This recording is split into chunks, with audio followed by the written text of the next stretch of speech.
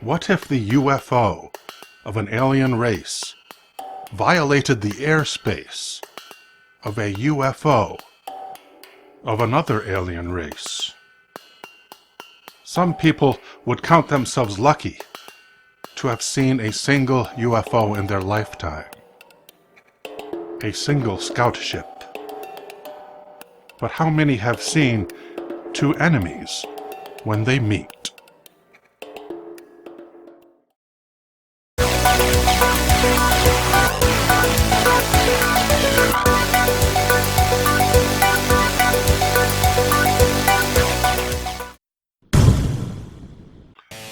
Located on a major trade route of the Baltic Sea, the city of Stralsund was always prosperous in commerce, and it was once burnt to the ground by the city of Lubeck because Lubeck was losing business to their rival on the coast. However, Stralsund was too valuable, and it has been rebuilt many times. In the 17th century, the city changed hands more than once between the leading Teutonic nations of the day. But the year 1665 fell in a peaceful period between wars. The newspapers of Stralsund reported in detail a massive battle that took place on the 8th of April between legions of ships in the sky above the Baltic Sea. It was afternoon. The skipper of the fishing boat, Hans Trebus, gave the order to cast anchor near the coast. The men were pulling in the fishing net in hopes of a fat catch of herring. Their work was interrupted when in the northern sky they observed the approach of an enormous alien ship.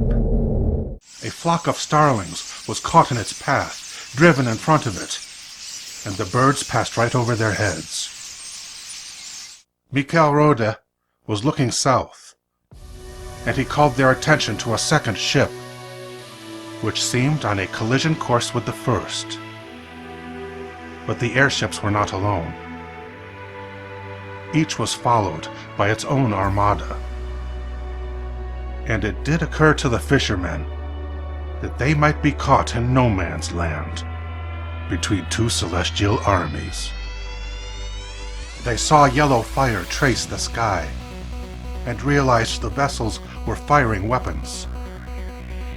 When one of the ships was hit, clouds of vapor would belch forth from the scar.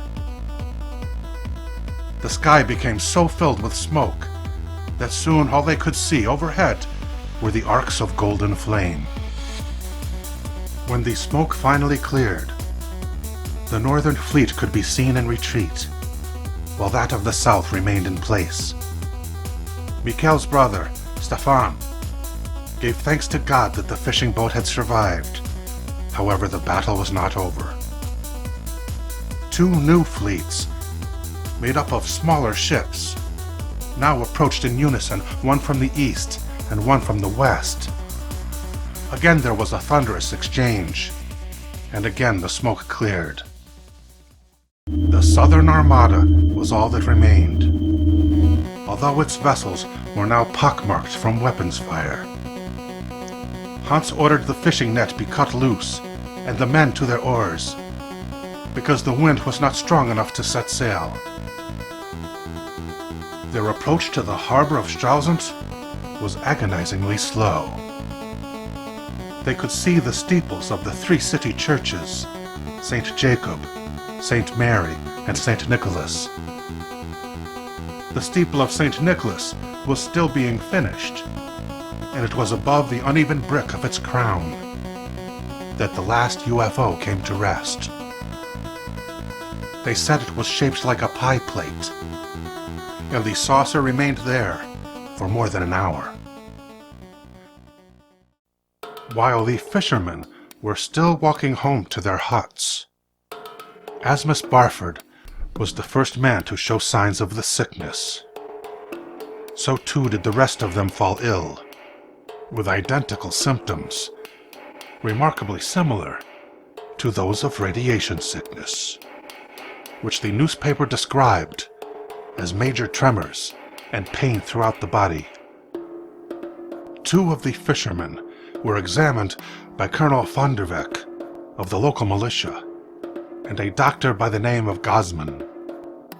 The scholars of Stralsund marveled at these physical ailments, but none could identify their cause.